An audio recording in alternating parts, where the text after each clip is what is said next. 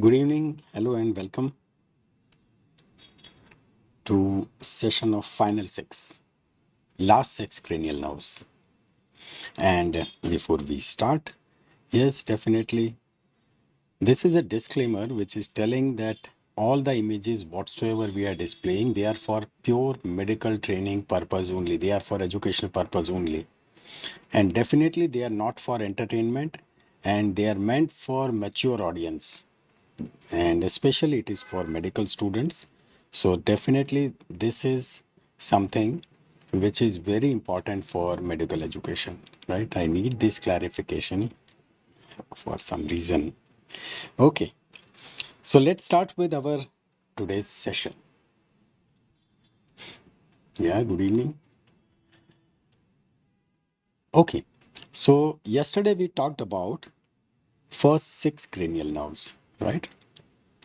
Yesterday we talked about first six. So today our journey would start with seventh. So all the way 7, 8, 9, 10, 11, and 12th cranial nerve. These are the nerves which we'll be talking about. In fact, watching about. So seventh is that facial. Eighth, that is vestibulo cochlear. Though the name is long, but this now will be completed within pretty fast because in fact we'll be taking vestibulocochlear in bit more detail when we'll be talking about ear, right? And then glossopharyngeal, yes, that would be like in detail, right? Royal nerve. Then vagus, wandering nerve all the way, right? We'll be talking about the neck part, obviously not the thorax and the abdomen. Spinal accessory, yes, interesting now, right?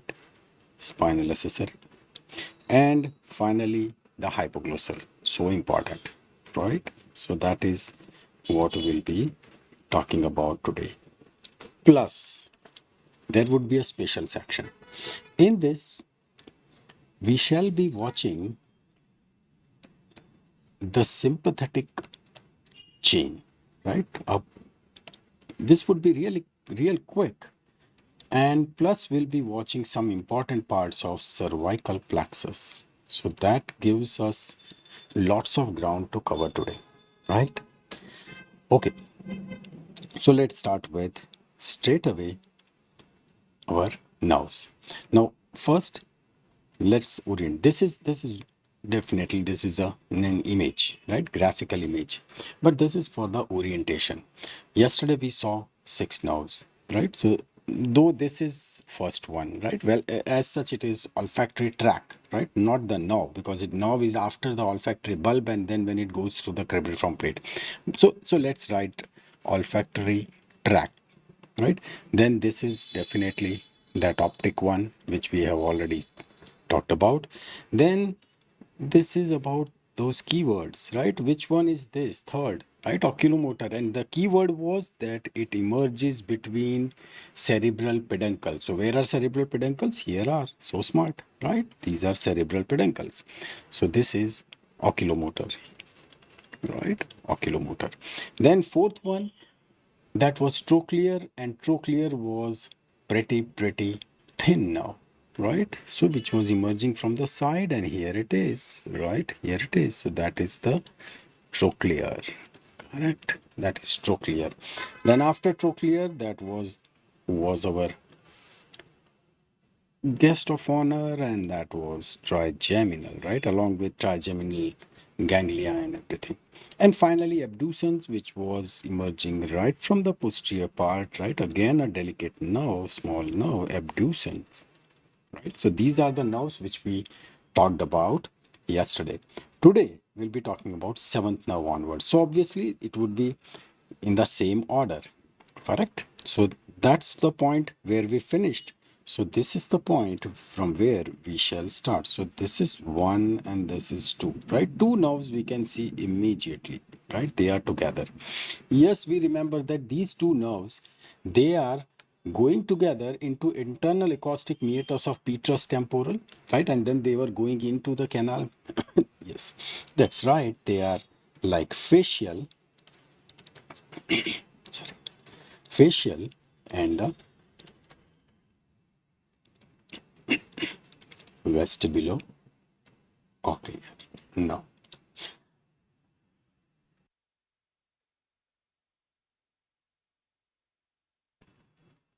sorry, right? So that is vestibulocochlear now. Okay. Then next is ninth now. Ninth is glossopharyngeal, right? So over here, right? Though this entire thing looks a bit messy, but when we'll be discussing, when we'll be watching real images, literally zoomed out, no confusion, right? But this is how the network looks like. So this is glossopharyngeal, right? Glossopharyngeal. All right. 10th is all time good, right? Vegas, right? Keeps on traveling. So that's the Vegas. That's the Vegas, a big one, right? So many fibers. Then 11th one, spinal accessory, right? So that thin one, right? You need to watch very say delicately over here. That's right. That's the spinal accessory. Spinal accessory. Because all of them, they are together, they are going out, right? Out of the cranium through that common opening, right? And finally, the 12th one. 12th one is hypoglossal, right? And hypoglossal has got a special tunnel, right? It is this. Now, because in this there are no bones, just the nerves, right? So when we'll watch with all components together, right? So this is the hypoglossal nerve. So in general, this is just to give you a very broad idea about where exactly are they, right? So let's start with in depth, starting with same our old, right, figure. I mean this image, and we start with the seventh one. This is facial, right? Facial now. Now this facial now, see it actually. This is what this is pons, right? How to really see? So that is pons. Just below the pons, right? In that groove, right over here and here. These are the nerves, right? These are the nerves. I just erase that, right? So these are the nerves. They are cut end, but when we'll watch, right, in further images, they'll be pretty good. So this one, that is facial. Just for the reference, this is anterior. Okay, that's the anterior. And just behind it, this one, that one would be eighth, vestibulocochlear. So they both emerge also together, and they'll be traveling also together, but only for some time, right? Then they start moving in with their respective destinations. So here it is, the idea is, the keyword is below pons, right? So they both are emerging below pons. So that's what we remember. Okay. Yeah, now they look good, right? So so that just the orientation, right? Quickly, you'll find that we are currently sitting where we are sitting in posterior cranial fossa, right? Where we have removed the cerebellum, right?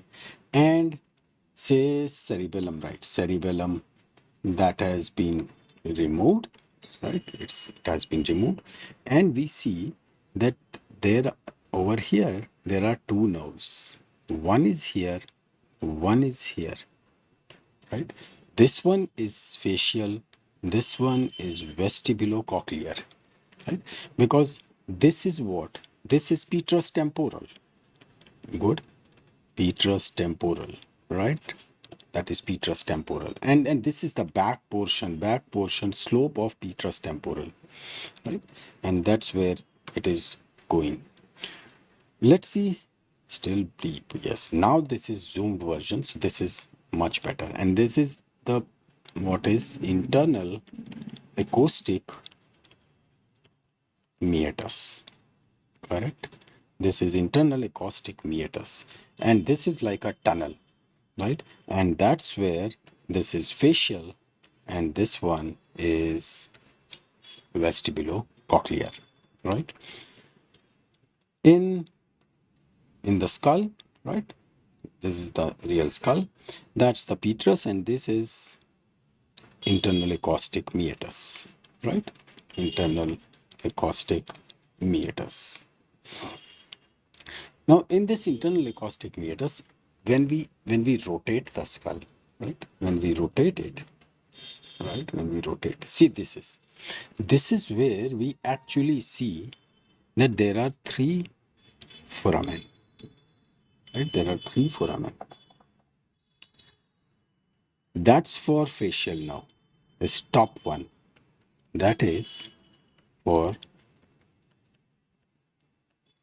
facial nerve, right?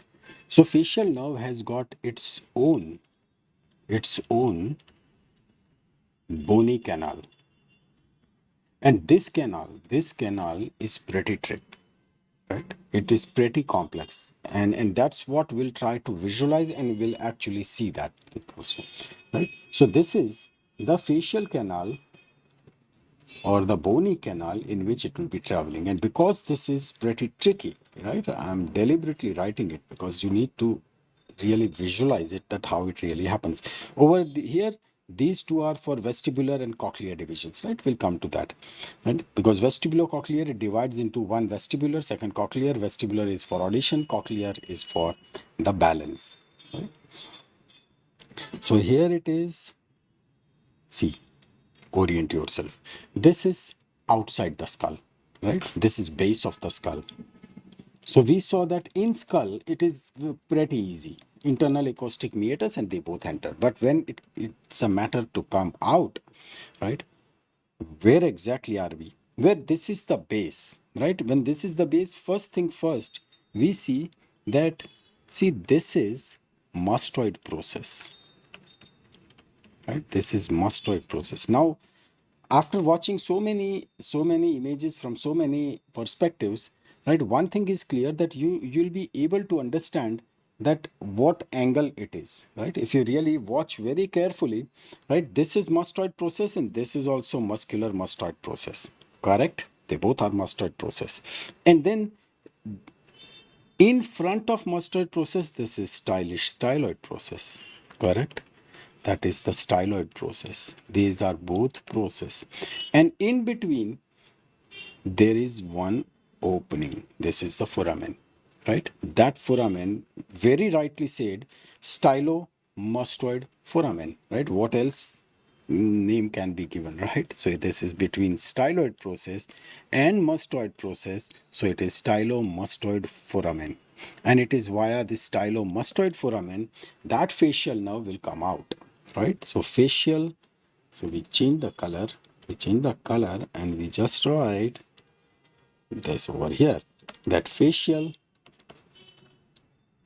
comes out, right? And that is stylomastoid foramen. Fine. This is base of the skull. Plus we have actually, just in order to see that foramen very properly, we need to tilt, because it is not so that base of the skull and all the holes, they are drilled exactly at the 90-degree. No, they are at an angle. So at times you have to move the skull at an angle just to see that foramen properly. The way we were watching that foramen rotundum, right? The same style. Okay. Moving further. Now our intention is to see that what exactly is the course of, right, course of facial nerve. Because when it goes into the descriptions now, actually it is so tricky, and it appears so complex that we find it very difficult to remember. At least I find it very difficult to remember. So what we do is, over here, let's break the bone at some places and then put a wire and then see where exactly that wire goes. So that way we'll be able to trace the entire facial nerve inside, where exactly it travels inside the bone. Right. So this is external auditory meatus. So we chip off some of the bone of this, right? We remove that. And here it is. Now we are into the skull. We are inside, right? Obviously, this is inside the skull, right? Anticlinoid process and all things seen properly. So we are inside the skull. Inside the skull. This one, that's the beginning, right? That's the internal acoustic meatus. Now through that internal acoustic meatus, this green wire, it went. And over here at the petrous temporal, right, we broke some of the bone, right? We broke that roof just to see, because interestingly, it happens like that. This now goes like this, and then it takes a turn and then it starts going back, right? So it takes a turn, literal abrupt u-turn, right? And this thing is what is called as the genu. This turn, this classical turn, because normally though we don't even see this turn because it is hidden underneath the bone, right? But at petrous temporal, it takes turn and it goes down, it goes back, and that is what is called as the genu. Why genu? Genu means knee, or any structure which is like a knee, which is bending like that. So that's why this is genu, right? Okay. So this is how it turns and it goes back, right? So properly oriented, right? This is petrous. Entire game will be played into this petrous temporal only, right? Because that's the bone which is so thick, and that's how it can really go. Now, from this point onwards, we need to go outside the skull to follow it, that where exactly is going, right? So remember, it is into petrous temporal and we go out of the skull, outside the skull, right? And here it is. You got the reference, right? Where exactly are we? We are watching it laterally, because who is helping? This styloid process, right? This is styloid process, and this one is mastoid process, right? So that is back, and over here, this was the tympanic cavity, right? And we have broken some of the portion. So that's where we see that, okay, this is where it is passing. So this is, right, let's say tympanic cavity. And this is also called as the oval window, right? This is also called as the oval window. No doubt when we'll be discussing ear, at that point, all these things will be more clear. But just we understand that at this point, it passes through that and then takes turn, and then it comes out of that stylomastoid process, right? So that's how stylomastoid, not process, right? Foramen, right? It comes out of foramen, right? So stylomastoid foramen. So that's how it really comes out.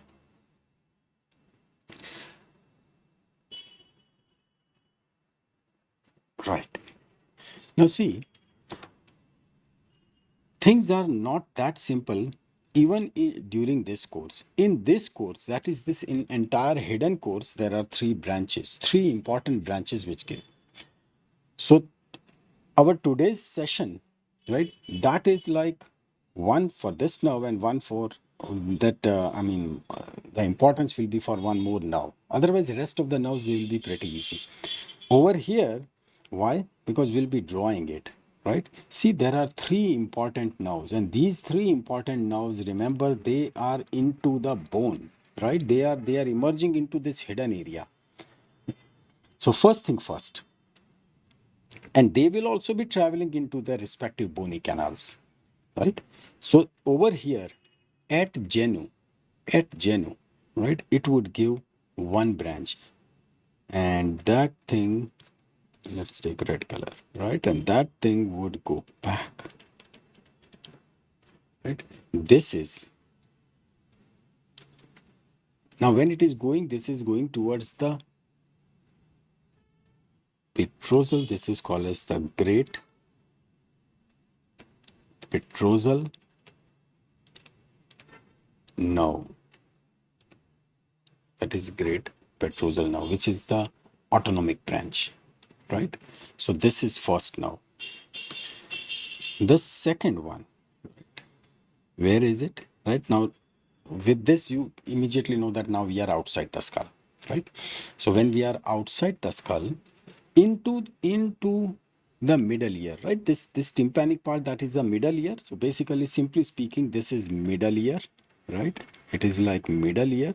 So in middle ear, it will give one branch. Now this is a very fine branch, very fine. So we'll take red color and we'll do it like this, and plus it is this much only. This is now to stapedius. This is now to stapedius. Now, how this stapedius is important? Well, this is the smallest muscle, right? This is the smallest muscle of the body. And what should be the size? About 1 mm. Oh yeah, it is that small, right? Just so delicate, so small. That's the muscle. Just 1 mm.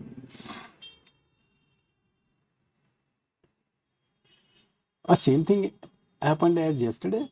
You missed the beginning. Okay. Because I started about 2 minutes earlier.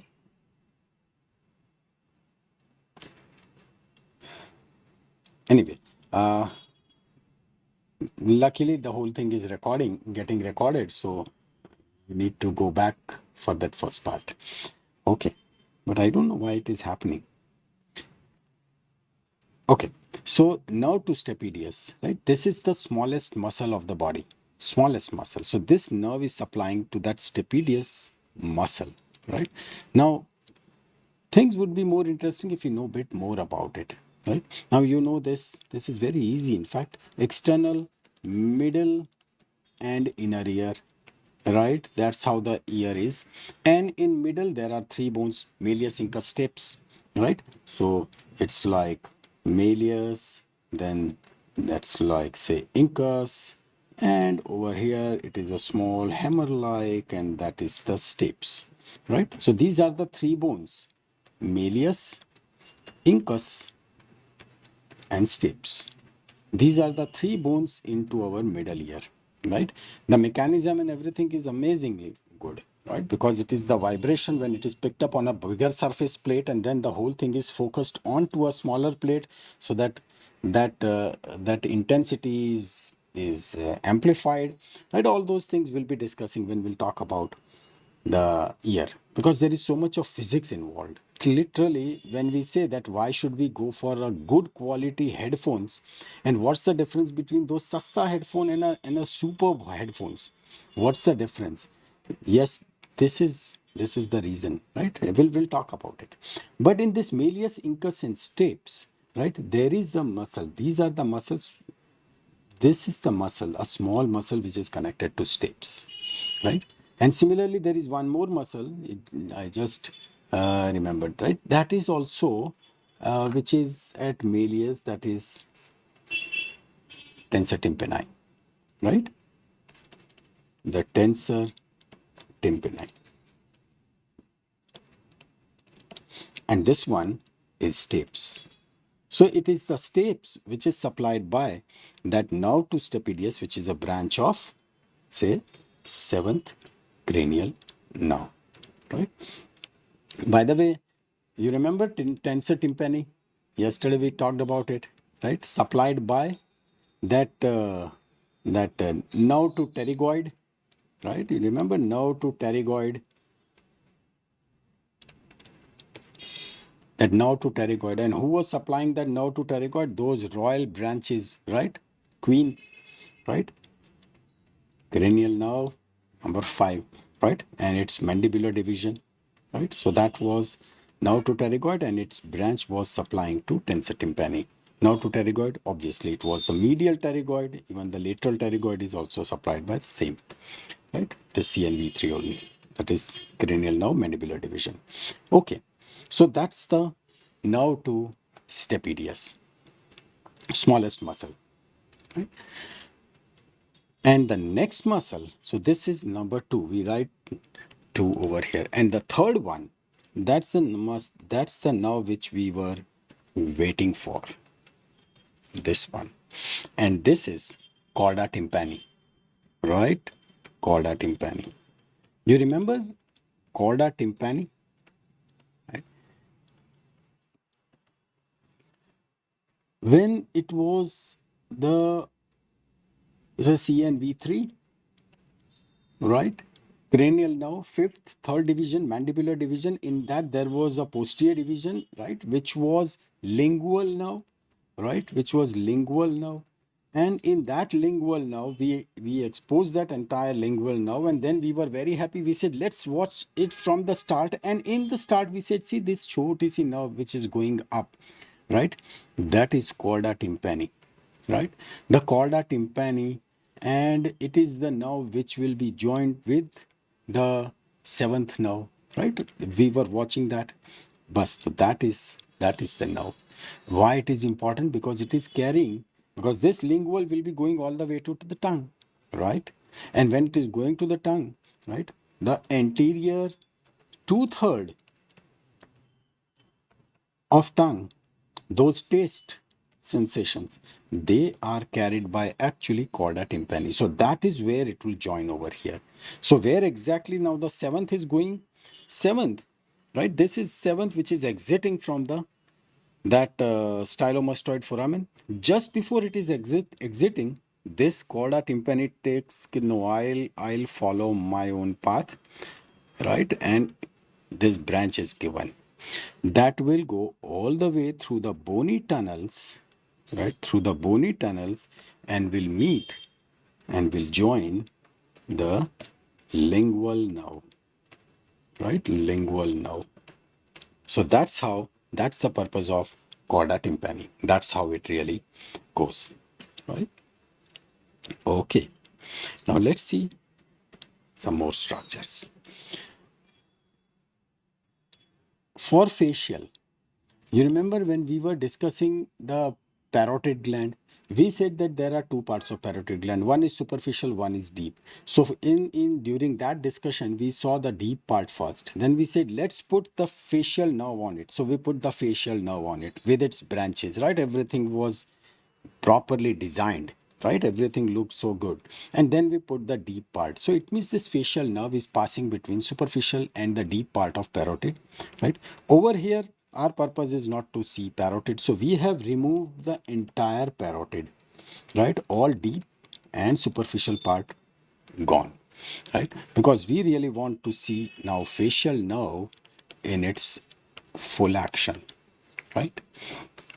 So that's where, say, this is what, this is external acoustic meatus, just for the reference, right? This is external acoustic meatus, right? And that's the facial nerve, right?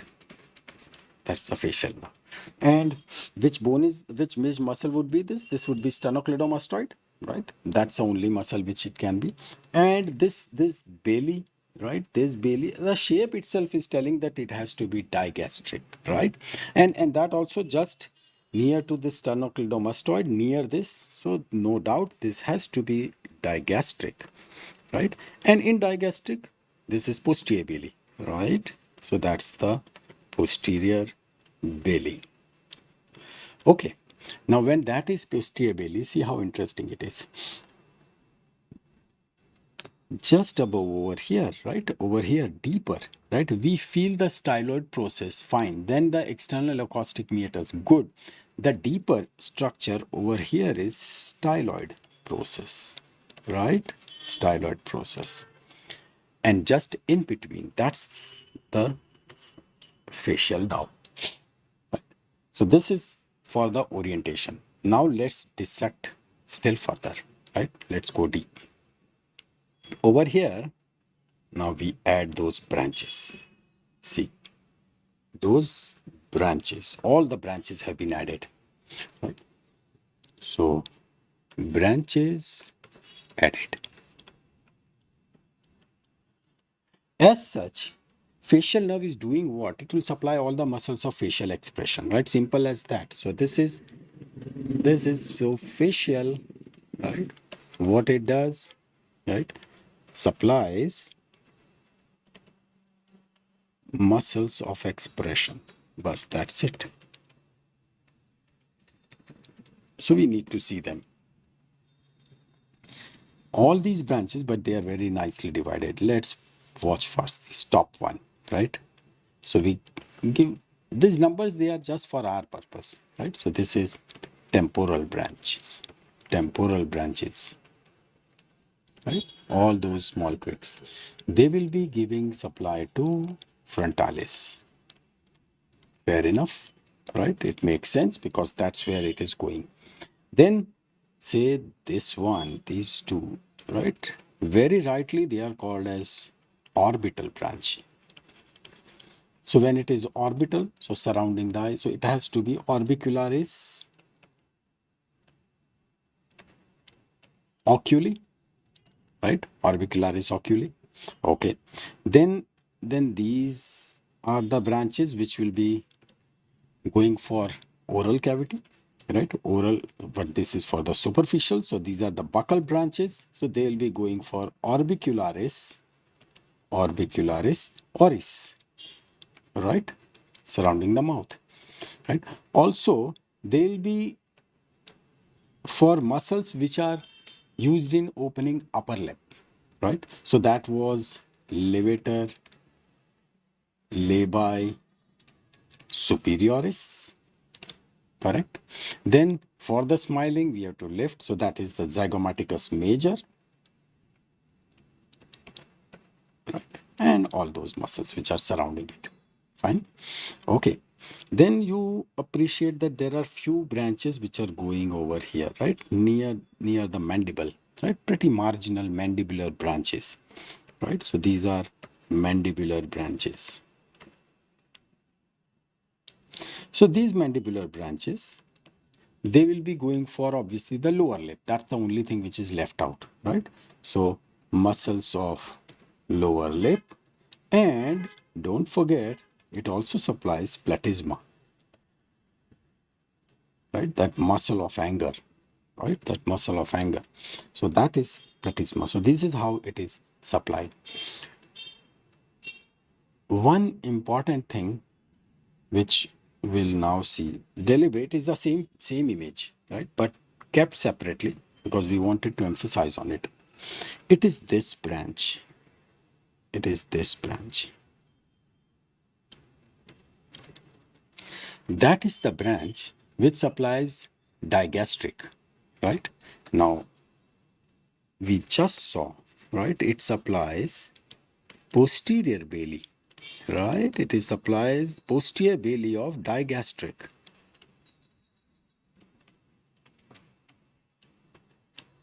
That branch, right? Plus, one is that, and second is stylohyoid, right? So this is a spatial one. So do remember this, that there is a branch, right? Otherwise, so all are facial, but these are a bit deeper. So that's where they are supplying. Now, meantime, let's say when we are talking about say posterior belly of digastric. So then how about anterior belly, right? Anterior belly digastric, right? You know, this was pretty special, pretty special. Anterior belly of digastric.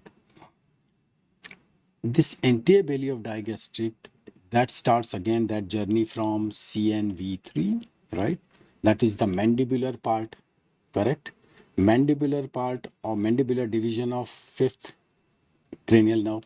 In that, there was one royal nerve that was inferior alveolar nerve. This inferior alveolar nerve was always traveling business class, so it was having its own path, right? From where it was starting? It was starting from that mandibular foramen inside the jaw, right? So that was the mandibular foramen, and because this nerve is super special, that's why that lingula was over there to say bye bye, right? So lingula, which was the projection, right? From this airport, it used to travel all the way, right? The landing was at the mental foramen, correct? Mental foramen was outside the mandible, right? Mental foramen was outside the mandible. That's how it was traveling, and it was giving one branch, and that branch was mylohyoid nerve, right? It was mylohyoid nerve. Nearest one supplies, so one branch went to anterior belly digastric, right? So that's how digastric is supplied dually, right? Anterior belly by mylohyoid nerve, branch of inferior alveolar nerve, branch of third division trigeminal, right? And the posterior one, that is by this seventh. Fine. Let's move further. So this was the katha of seventh now, right? Now moving on to the eighth one, right? Vestibulo cochlear. Now, the amount of time spent to write vestibulo cochlear nerve, within less time the nerve would be over, right? This is internal acoustic meatus, and once again we see it on a dry skull. Here it is, and as we talked previously that these are the two specific openings for vestibular part and the cochlear part, and that's it, right? Vestibular is for auditory and cochlear is for balance, right? So that's how it goes. This is medial. Okay, sorry, right? We need to do ulta. This is cochlear, this is vestibular. Now it is okay. So this is for audition and this is for balance.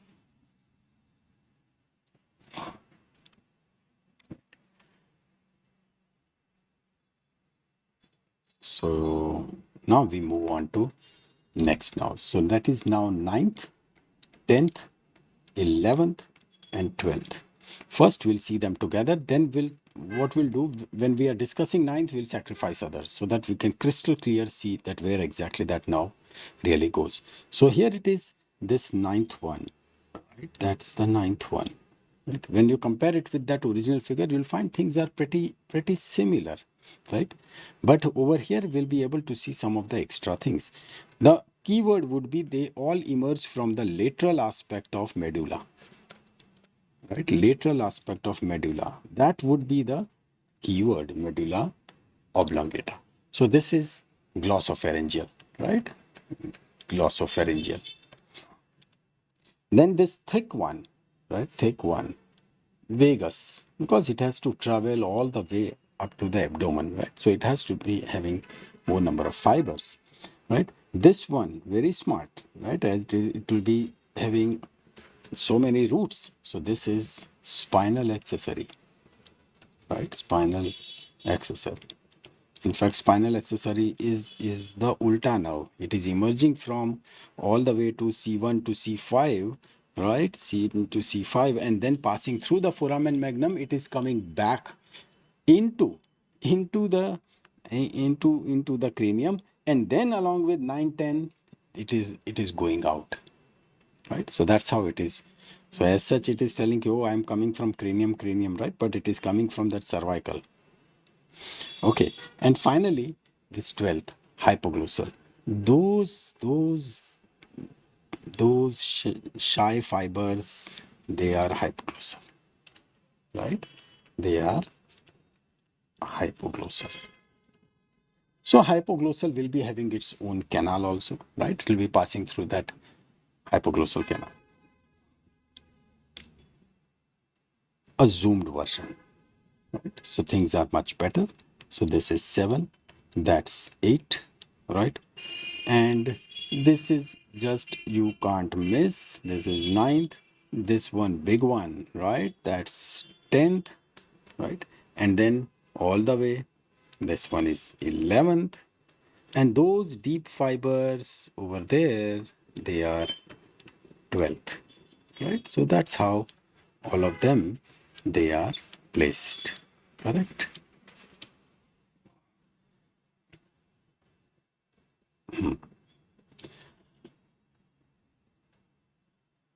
Say for those, for the 11th, right? For the 11th, as we said, that those fibers, right, they come from C1 to C5.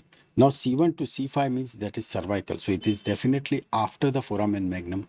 So this means these fibers, they come into, right, they come from. So that's why, say, this nerve is in this direction. It is like this because fibers coming via foramen magnum, right? They are coming via foramen magnum. And see, this 10th is so thick, right? This is the 10th, right? Very healthy nerve. But then see, this is a jungle of all those so many. Yes, all these small roots. These are all roots. So it is like Vegas has got a quite a large representation, right? So that's the area of Vegas, right? These are all small roots. Fine.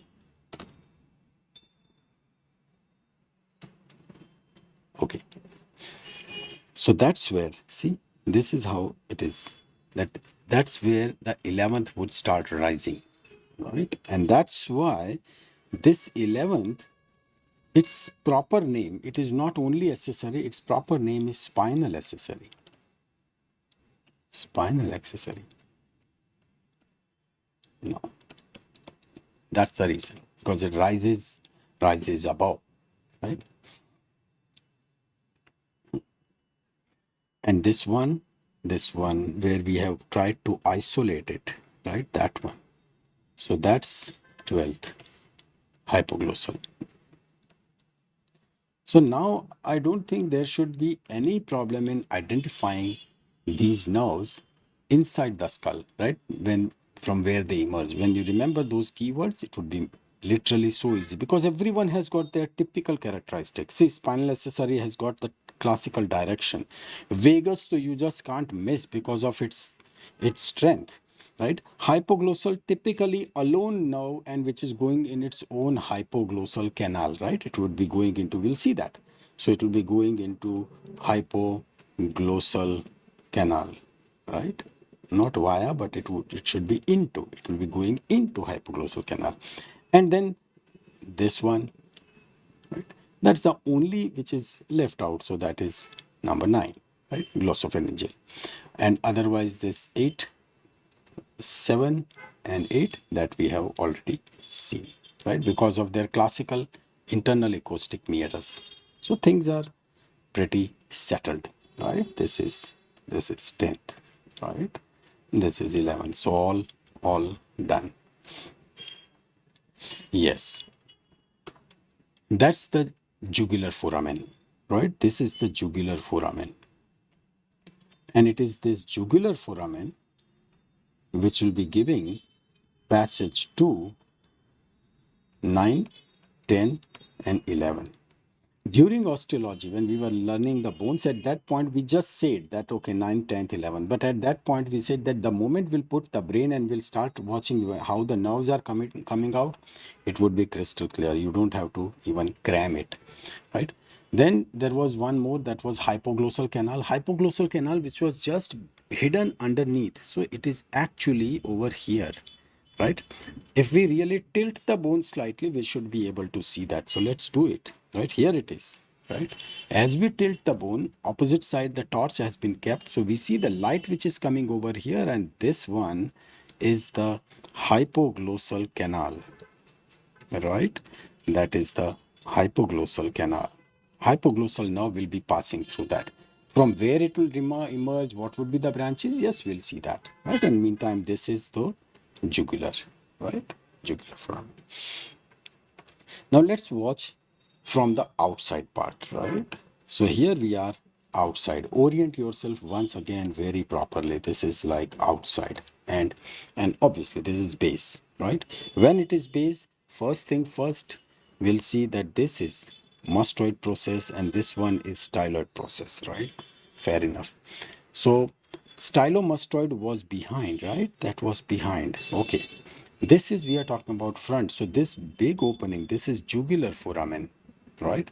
And this one is the hypoglossal canal. That's where it is opening, right? So this one would be the hypoglossal opening of hypoglossal canal. Right? Opens. and this one would be jugular, right? In front of jugular foramen, there is hypoglossal canal, right?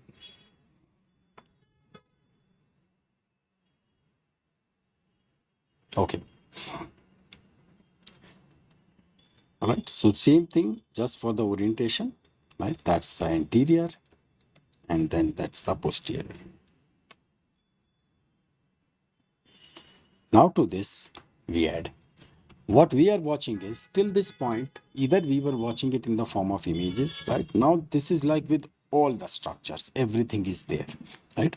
Except we have dissected the most superficial structures. What you are missing in this is styloid process, right? So if we remove styloid process, then we can see the things very properly, because when the styloid process is removed, that means other superficial muscles are also removed, right? So sternocleidomastoid, posterior belly digastric, right? All those muscles are removed. Plus we have also removed the mandible, right? So what is removed? Sternocleidomastoid removed, right? Then digastric, right? Digastric posterior belly, right? So we'll just write digastric posterior, that has been removed. Then ramus of mandible removed, right? Ramus removed, so you know it is ramus of mandible. Then coronoid process, right? That has also been removed. Fine. So once we remove, straight away we see this structure. This one is internal jugular vein, right? Internal jugular vein. So that's the jugular foramen. So with internal jugular vein, 3 nerves will be coming out, right? So that is ninth, change color. This is the ninth, right? Don't worry, we'll be watching even a zoomed one also. We'll be watching it. Then the 10th and the 11th, right? This now, this one,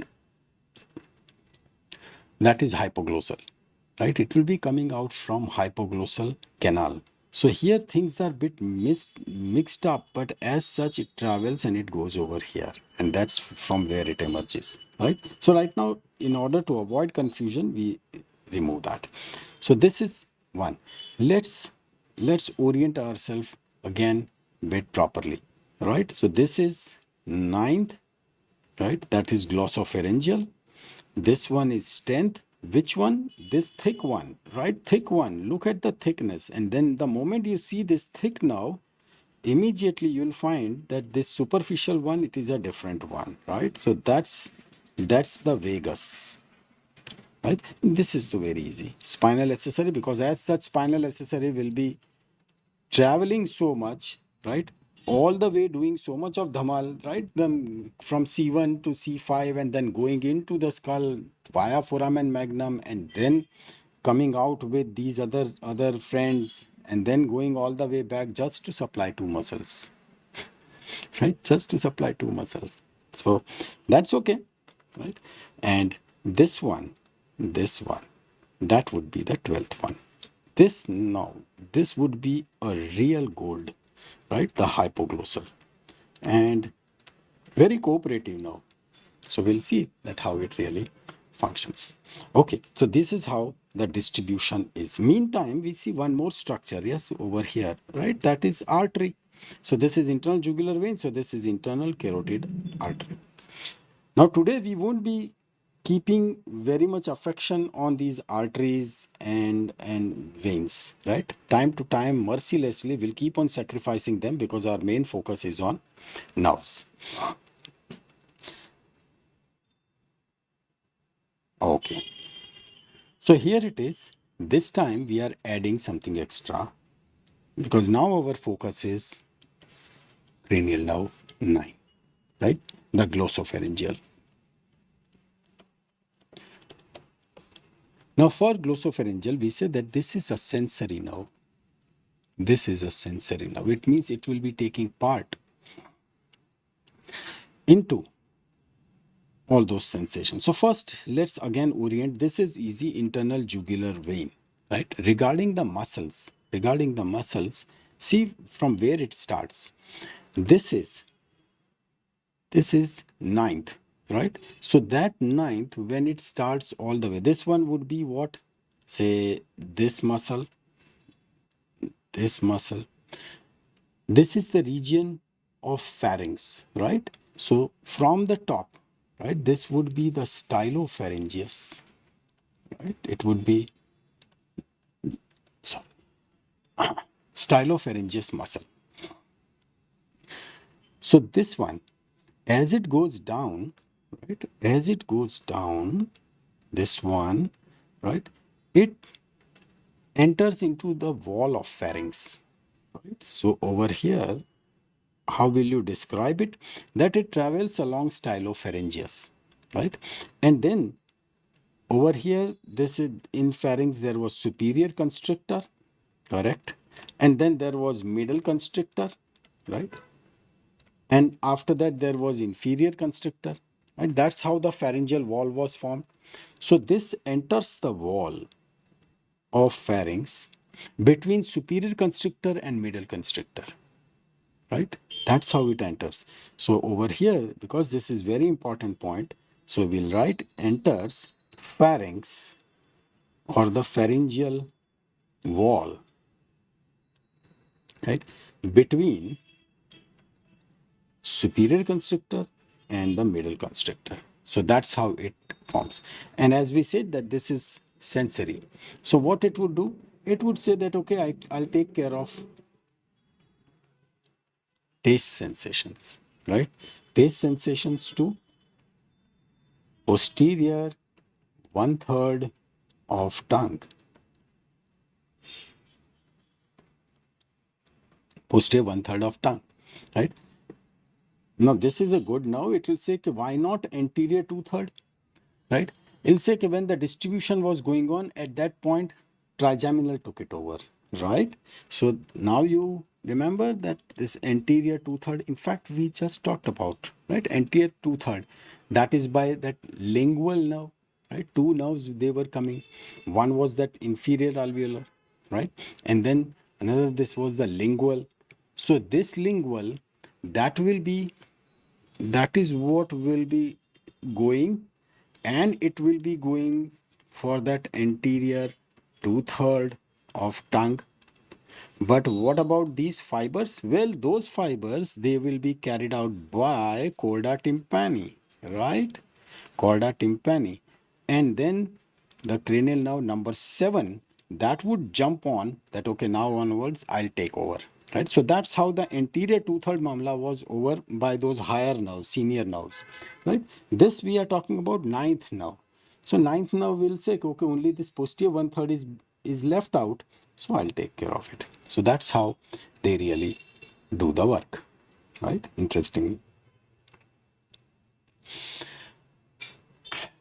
Moving on to the 10th one, vagus.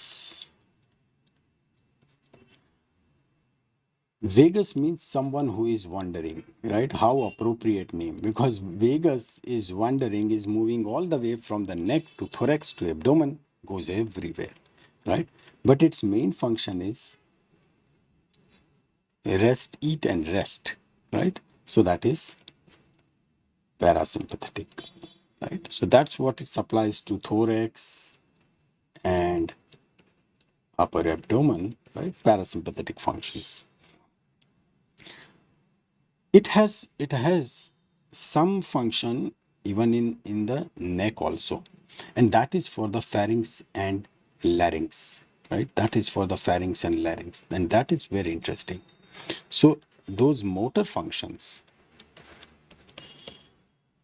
pharynx and larynx, right? And regarding 10th, I would say that she is a very enthusiastic now, right? She'll actively say supply, and as such, right, and she'll be in haste ke chalo chalo jaldi, let's go into the thorax. When she reaches to the thorax, she tells कि अरे एक चीज तो रह गई, right? So then she'll send one more nerve, okay, go and supply to the larynx. So then in thorax, right, one nerve will return and will say, okay, this is my work and I am sent back, right? That's what we'll see. Really, it is like that, right? So here it is, our dedicated 10th nerve, right? The vagus, right? Meantime, just this one was ninth, right? Then that's the 10th, then 11th, that's spinal accessory, and this one is 12th, right? Now we'll cut this 12th. We'll cut this, right? Because we need to see some other nerves very properly. So let's cut it.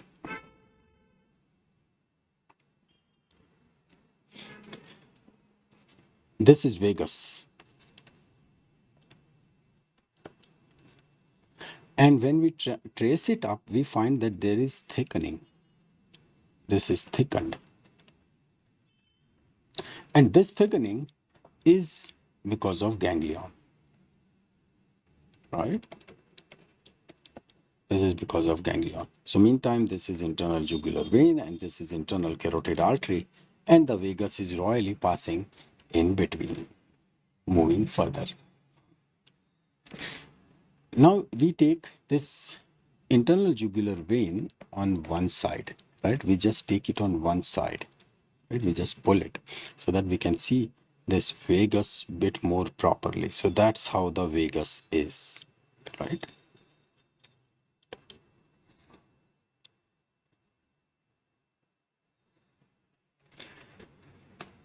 So that's the vagus.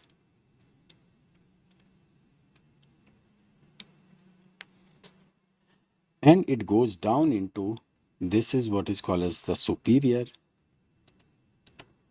thoracic aperture, right? So vagus enters into the thorax. Fair enough, right? So this is between this vein, this is artery, and that's the nerve which is in between. Now over here, as it goes down, right, actually you will find the clavicle over here, right? The clavicle has been removed because all these structures, they pass underneath the clavicle, right? So that clavicle has been removed.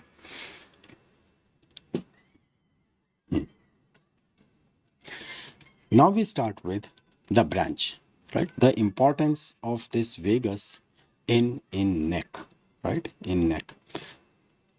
Can you see these branches? One, two, right? Sometimes there is one, sometimes there are two, right? These branches, these branches, they are called as the pharyngeal branch, right? These are pharyngeal branches. So they will be giving supply to wall of pharynx. Wall of pharynx. Till this point, though, it is fine. But it also supplies all these muscles of pharynx, right? Palate, right? The muscles of palate, right? So wall of pharynx and the muscles, palate muscles. Just one muscle is not supplied, right? So this will write in red. This is except one muscle, and that is tensor palating, right? That is tensor palatal. Tensor palatal, right? Which is supplied by that V3, right? CNV3, third part.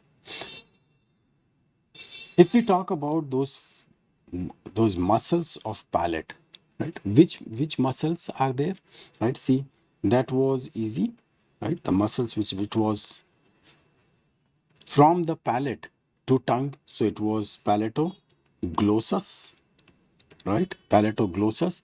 Then from palate to pharynx, right? So it was palatopharyngeus. Fine, palatopharyngeus. Then one muscle which is supposed to elevate the palate, so it was levator palati, right? Levator palati, right? And obviously superior constrictor and middle constrictor, right? So superior and middle constrictors. So these are the muscles which are supplied by them. But when it comes to thorax, right, there is one now which is called as the recurrent laryngeal nerve. That's what we were telling, that see, it forgets, so that it returns. So there is one big nerve. This is superior laryngeal nerve, right? This is superior laryngeal nerve. Here we are just writing the name, right? We'll see it in more detail in the next image, because this is same thing, but because so much is to see for it.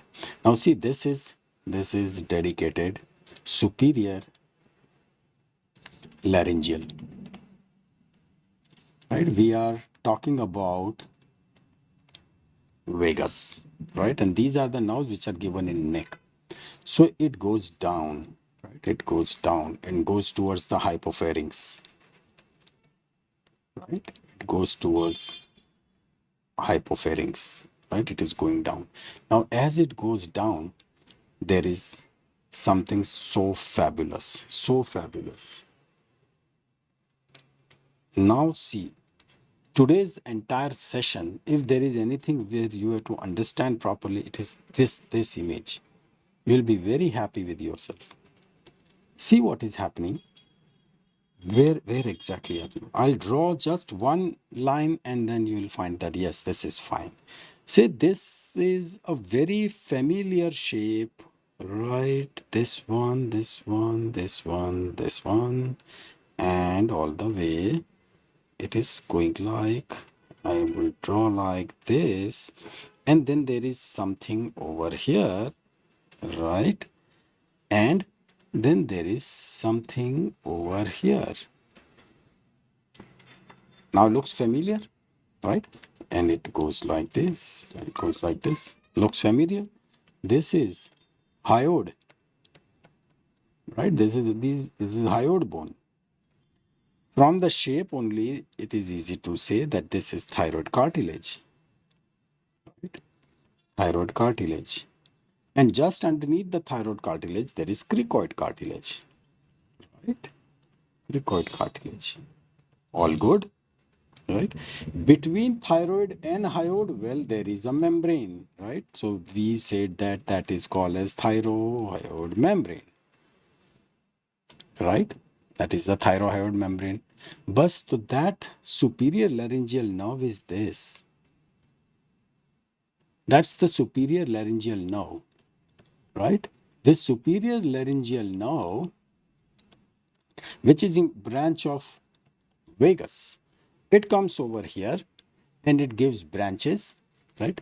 And it is the internal branch, right? See, there is one external branch, right? This one small one, right? That is external branch. And this one is the bigger one, that is the internal branch. This internal branch is very classy. It pierces, this thyrohyoid membrane, right? So that is the keyword, pierces, right? Thyrohyoid membrane. So that is first thing. It pierces thyroid membrane and then it supplies. Now it supplies what? Right? This superior laryngeal, it does what? Because it is doing only half of the work. Half of the work will be done by recurrent laryngeal. Right? So that is how it is done. And what it exactly it is? It is the responsibility of larynx. This is the larynx. Above vocal cord is by superior laryngeal. Below vocal cord, it is by recurrent laryngeal, right? Recurrent laryngeal nerve, above by superior laryngeal nerve. And who is the deciding factor? Those vocal cords. So I'm drawing it like this, vocal folds, right? These are like vocal folds.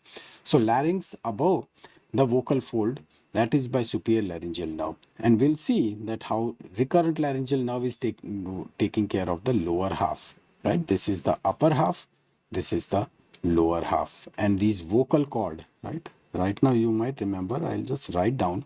So these are vocal cords. The level is set at vocal cords. So it is these vocal cords who will decide that above them this, below them that, right?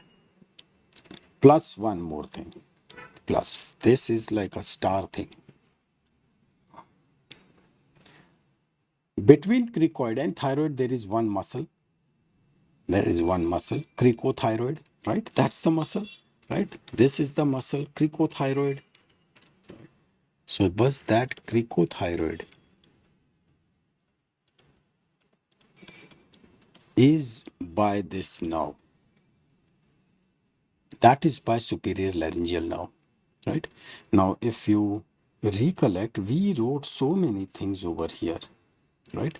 That it is this pharyngeal branch of this 10th nerve will supply palatoglossus, palatopharyngeus, levator palati, superior constrictor, middle constrictor, but there was one more inferior constrictor, right? We have not mentioned it over here. Not that we forgot, but it is like, it is this superior laryngeal nerve. It will supply this cricothyroid, also inferior constrictor, right? So those pharyngeal branches, they were supplying all the major portion of pharynx, but this lower portion, that is cricothyroid and the inferior constrictor, just something which is below the level of thyroid cartilage, that is where this thing will come into picture, right? So that is what is worth remembering: cricothyroid and the inferior constrictor, and the upper half of the larynx above vocal cords, right? These three classical things you must remember, right? It will give you a tremendous cutting edge. Okay, now let's see the recurrent laryngeal nerve, right? Recurrent means it would be coming back. It will be going against the current. The current is from top to bottom, right? This recurrent laryngeal nerve is coming back, right? It is coming back. In order to see this thing first, we sacrificed internal jugular vein, right? You are not watching it over here, right? That has been removed.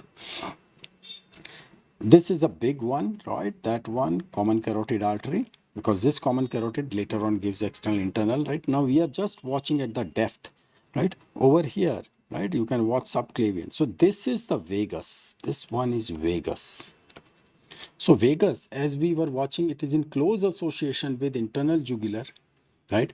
And the carotid, and that's how it comes down. Initially, it is internal carotid, then at lower level, it is now common carotid, right? So we have removed internal jugular, so we have got the space in between. This is the space where we can watch the thing. Let's go still deeper, right? Here it is, right? This is, as such, we are quite into thorax, right? We are quite into thorax. So this is what? This is a subclavian, correct? This is like subclavian artery, this one. And that's the vagus. This one is vagus, right? See how the vagus goes all the way. This one is vagus, right? So when it goes, there is one speciality on right side and left side, right? And obviously it has to be like that. It has to be like that, because on for the right side, it will be winding around subclavian artery, right? So that's what we saw, right? So it would be around subclavian artery. What about the left? On the left side, see this, right? This is what? This is aorta, right? In fact, to be precise, this will be arch of aorta. Arch. So that's the vagus. So on left side, right? Because this vagus is on both the sides, so it is around arch of aorta. Correct? Arch of aorta. But we are interested in recurrent laryngeal, right? So for recurrent laryngeal, we go down. See, this was the point from where the common carotid was coming up, right? This is common carotid. So we just cut that, because recurrent laryngeal is emerging just behind it, just behind. So this is the recurrent laryngeal nerve. That's the nerve. That's the hidden nerve, right? And as it is coming, this is what? It comes up. That's the thyroid. right? We want to see it bit properly. So let's remove the thyroid, right? We remove the thyroid, so then we, right? So here the thyroid is removed. And once thyroid is removed, so what we are watching, all these, let's say we remove that also, right? Let's remove this infrahyoid muscles, right? So let's remove that so that we can trace this thing further. We should be able to trace it further. Yeah, right? Much better, much better. Say that's our recurrent laryngeal nerve, right? That's the nerve. And see, so many things to see in this. This recurrent laryngeal nerve, now we see that it is traveling all the way up. So this is what, this is trachea, right? That's the trachea. And in this trachea, this one would be the cricoid cartilage, right? This one is like cricoid cartilage. Like this, the cricoid cartilage, right? On top of it, there would be thyroid cartilage, right? So this muscle is the cricothyroid muscle, fine. And this one, we say that this is trachea. So this one, it will reach larynx just behind the arch. This is the arch of cricoid, correct? This is arch of cricoid. So this nerve is reaching to this point. That's where it reaches, right? So recurrent laryngeal nerve over here reaches behind arch of cricoid. That's the keyword, right? Arch of cricoid. So now when you see that, okay, it is reaching from that arch of cricoid there, but that's it. This is the point where it will start its operations, right? First thing first, it would say that if you want to talk about sensations, right? Sensations, that's where it'll say that upper part has been taken care by superior laryngeal nerve. This below, that is below vocal cord, this is of the larynx, that is by recurrent laryngeal nerve, right? Half. So this is done. Regarding motor, it will say, oh, that though I can do very lavishly, right? Because all muscles of larynx, they are by recurrent laryngeal, right? Because it is a grand return, except one, except one, and that is cricothyroid, right? Because cricothyroid, right, you remember cricothyroid was, so here we'll say except, and we'll mark it with red, except cricothyroid, because cricothyroid we just saw, right? That was handled by superior laryngeal, right? So that is by superior laryngeal nerve. Now, which are the muscles of larynx? While studying larynx, we said that so easy to remember, right? So easy, because only three structures are there. One, which was a royal big one, thyroid cartilage, right? And thyroid cartilage was sitting on the head of cricoid cartilage, right? So this was cricoid on the head of the posterior side, right? Like those lovebirds, right? Someone gave very good name, right? So they were like arytenoid cartilages, right? So let's write A and but start joining them. So names would be cricothyroid. So that is right. So this is thyroid. Let me write T. So this is cricothyroid, right? But cricothyroid has already been taken by superior laryngeal. Chalo, done. So that is done. So we just put red on it, right? For rest of the muscles between cricoid and arytenoid, cricoarytenoid, yes, cricoarytenoid, right? And then there were two. One was the lateral, second one was posterior, but both. So cricoarytenoid, both are by this recurrent laryngeal. Then this thyroid, right? Thyroid cartilage, when that would contract, it would relax, right? Because it will pull the arytenoid towards it. So that is thyroarytenoids. Very good. So that is also by. So this is, say, cricoarytenoids, then thyroarytenoids, right? They are also. Then say there was one, these were the sida muscles, right? Direct. Then one was from epiglottic. From the arytenoid, it was going obliquely, right? So that was epiglottic, right? Epiglottic. So that was the muscle. Again, that is also part of the larynx. And then the medial fibers, they were given as for the finer control, right? So that was called as vocalis, correct? That was vocalis. And those arytenoids which were sitting right in between also there were fibers. So that was called as transverse arytenoid. Transverse arytenoids. Done. Finished. Right? All these are supplied by recurrent laryngeal nerve. Now you know recurrent laryngeal nerve is so important, right? Because in Viva, if this question is asked that what exactly is the role of recurrent laryngeal nerve, and when you say that it is sensory as well as motor, in sensory it supplies the lower larynx below vocal cord, right? Done. And then when you say it supplies all muscles of larynx except cricothyroid, the very next question would come, okay, which are the muscles of larynx? And then you start, right? You literally that, okay, this is thyroid cartilage, then there is cricoid, backside there is arytenoid, connect, right? And done, right? So that's how the recurrent laryngeal nerve would actually say work.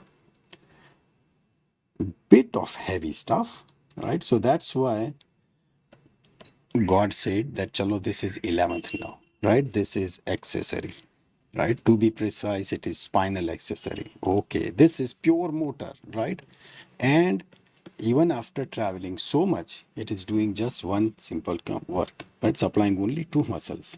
So here it is, that's our spinal accessory, right? It is just on this internal jugular vein, and it came out within that jugular foramen, right? Along with the friends 9th and 10th.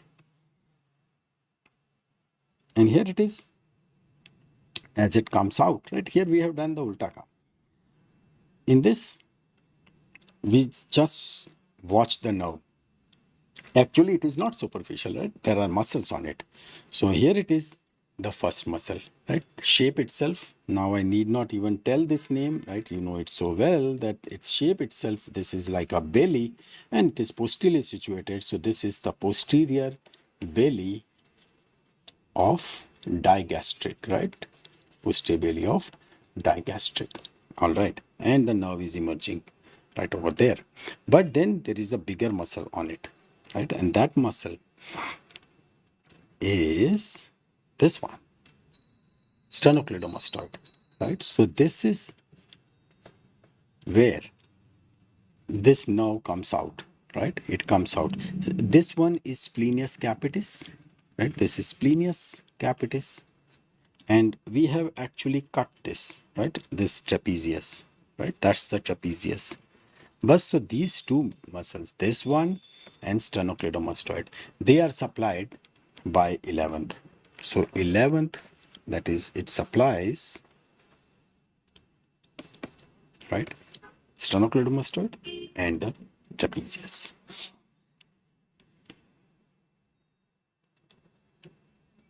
This takes us to our 12th cranial now. 12th one, the final one, the hypoglossal. Pretty sharif now. Name itself hypoglossal, so it'll tell that okay, I'll take care of the tongue, and that's it. That's it. Right? So this is motor. Right? So name is telling muscles of tongue. So you'll say, yes, I'll take care of muscles of tongue. And when it is like tongue, so you'll say dedicated, right? Extrinsic, intrinsic, all. I'll take care. Right? And plus something. Now this plus something is always interesting, right? So that is, there are infrahyoid muscles, right? only partly. So that we'll see as it comes. So here is our 12th one, right? Hypoglossal. So that's the hypoglossal. Now see how nicely it travels. Over here, we have just to see, we have removed stylohyoid, posterior belly of digastric, right? Because that's how, say, this is where the posterior belly of digastric is. That's how the tendon, right, over here. And then there would be over here the stylohyoid, right? So that all portion that has been removed, so that we see the things properly. This one is a styloglossus, correct? So that is styloglossus. We'll write stylo G, so you know that. So here it is. That's the 12th one, right? The hypoglossal. So it runs on the border, right, near the styloglossus, and then it enters. It enters that space which you have already seen. And that space is between those two muscles, right? You remember we talked about lingual nerve, right? This is the lingual nerve. This is the friend. She is a very good friend of hypoglossal. See, this lingual nerve, right? It was traveling outside. That inferior alveolar, well, inferior alveolar is like a business class. It'll say, I'll travel in my own bone. I've got my own airports, right? Mandibular foramen to mental foramen, right? Flight will go from that point to that point only. While lingual nerve, right, it will say, okay, no problem. I'll travel outside. And then it goes into the deepest of those tongue, right? Where we removed that mucosa and we saw it. Fine. Over here, this is hypoglossal. So the way lingual was going over here, it is in the same space this hypoglossal is going. And this space was what? Two muscles, hyoglossus, right? So that's the, we need to create space. Let's create the space first. Just remember, right? This one is 12th. You know that.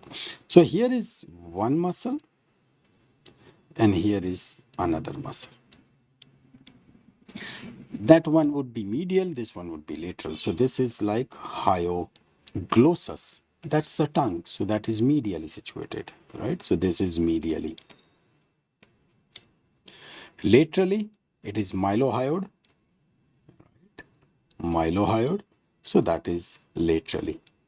In between, this is the space.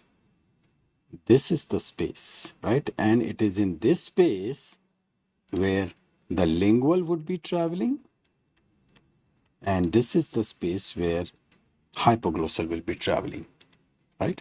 Now, before that, it will give one branch.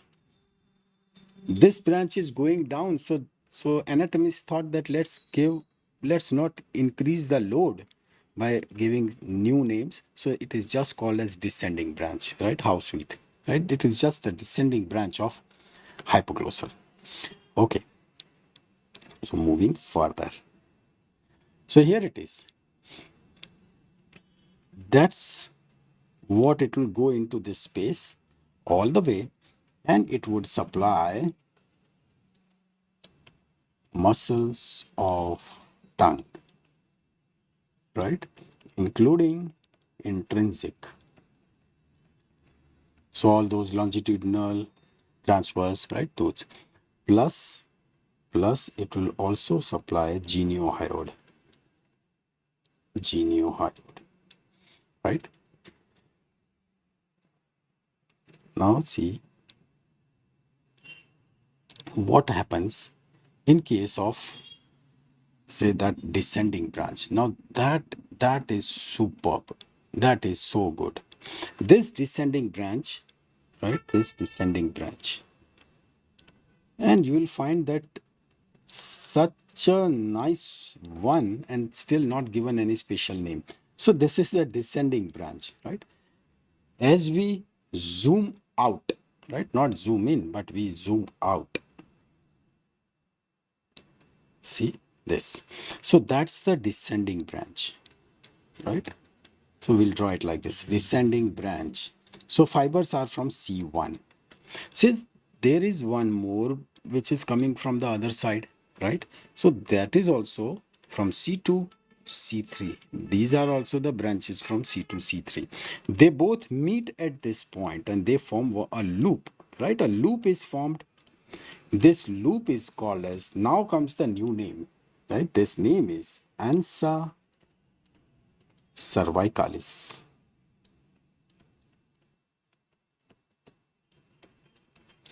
right? Nice name, right? The loop is formed and it is ansa cervicalis right in front of this internal jugular vein. Now this ansa cervicalis is doing what, right? This ansa cervicalis will supply all four muscles of infrahyoid region, right? So, or we can say all four. That would be much easier, right? When we write infrahyoid muscles, infrahyoid muscles. What are the names of these infrahyoid muscles? See, a few muscles, so you just can't miss it, right? They are so easy. Infrahyoid, just below the hyoid. After hyoid, there is thyroid, right? So then there would be thyrohyoid, right? Because thyroid cartilage is big, so its name is first. So thyrohyoid, right? And then you remember there was one was in the medial, one was going laterally. So it was going all the way to sternum, right? So that was sternothyroid, right? Then sternohyoid, right? As such a one muscle only, but just given the name. And one which was going on the side which was going on the scapula, that was omohyoid. Good, right? So these are all supplied by this ansa cervicalis, right? So that's how it goes, right? This is just for your revision, right? Same image. So that is ansa cervicalis, the loop which is formed by that, right? So this was about all those cranial nerves. Now, as I said, that there are just few images, but worth understanding. Because it happens like, say, when we try to understand in the form of figure, that it's okay, but it never gives the real feel that how exactly things really look like, right? So this is where we'll try to look at some of such confusing structures. So this is first one, cervical sympathetic trunk. Cervical sympathetic trunk, right? In order to see this, we have sacrificed all cranial nerves, right? We have removed internal jugular vein so that it can be seen properly. And we need to obviously zoom it. Also, what we did is, this is common carotid and internal carotid, right? So those carotids, right, they are also taken on one side, right? And just underneath, what you really watch is this one, this.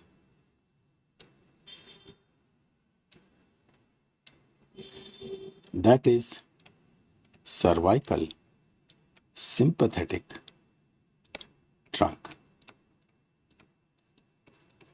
That's where they are, right? And then see, they go up, they go up. As it goes up, here it is, right? Goes up. This is where there is thickening, right? I think, see, it is over here, but wait. Here, see, in this we can see it properly. So there is thickening, right? This is superior cervical ganglion. That's the location. That is superior cervical ganglion. And then this nerve which goes above, and that is internal carotid nerve. Right? So this is one structure which I really wanted to show you. One more thing, the last one, say there is so much of theory on this cervical plexus, right? So much, right? It rises from C1, C2, C3, C4, and right. So over here we have just removed skin and say subcutaneous tissue, subcutaneous fat. That's what it has been removed. So this is C1, C2, C3, C4, right? This is what is formed. The thing is, the muscles which we really see. This one is scalenus medius, right? Scalenus medius. And these are the nerves, right? All these nerves, what are they emerging? All these. That is nothing but that's cervical plexus, right? That's the cervical plexus. Let's see it more. Okay. This cervical plexus, right? It runs laterally, right? All these branches, right? You can see that they are running laterally, except one, right? The one which is going down, and the one which is going down, so important it is, so important, and that is phrenic, right? That is phrenic.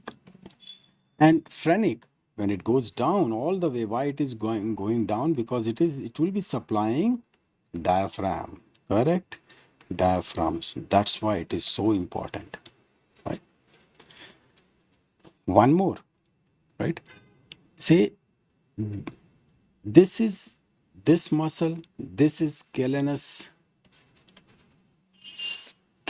medius, right? So then behind it, it is scalenus posterior, and this one would be scalenus anterior. So when the question is asked, usually try to remember the nearby muscle. So that way you'll be able to explain much better. That now you can say that it is the branch which is lying exactly on scalenus anterior and it is going towards downward direction, and that is phrenic, which will be supplying diaphragm. Not more is asked. This is more than enough, right?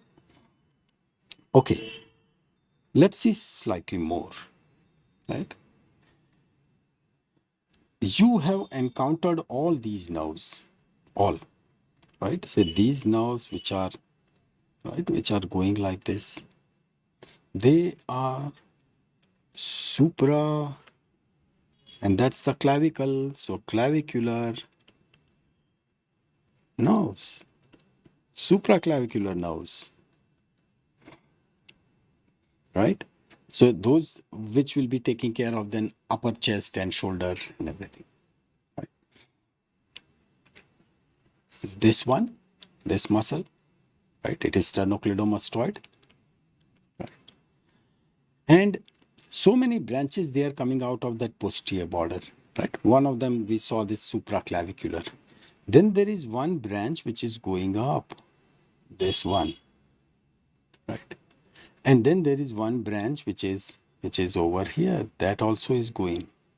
So name of both these branches, right? Because they are going towards what? Ear, right? They are, see, this is like they are going towards ear, right? So this one is posterior, okay, and this one is big now, so let's give a respect, so it is great, right?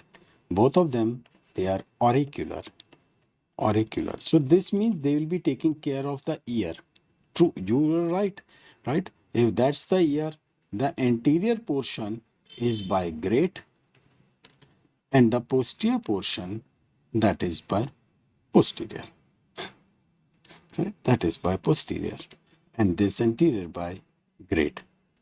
So that's how the supply, front and the back of ear, the great auricular and the posterior auricular. And the last one, to see this thing, we have just cut, right? Can you see that we have put a cut and we have reflected? This is the forceps, right? We have pulled it on one of the side. This is sternocleidomastoid, because just underneath the sternocleidomastoid there are two important nerves. So that's why we have cut it.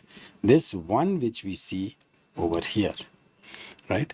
This is, now both of them, they have got similar names, occipital. So this is lesser occipital now, right? So that one is lesser occipital. And then there is one now which is on the higher side. So if this is lesser, it has to be greater, right? So that is called as the greater occipital now. And all it is doing is that if this is the head, that's the nose, that's the neck, right? So this portion, right? That portion back, that is handled by this lesser occipital and the greater occipital, right? So this is like area supplied.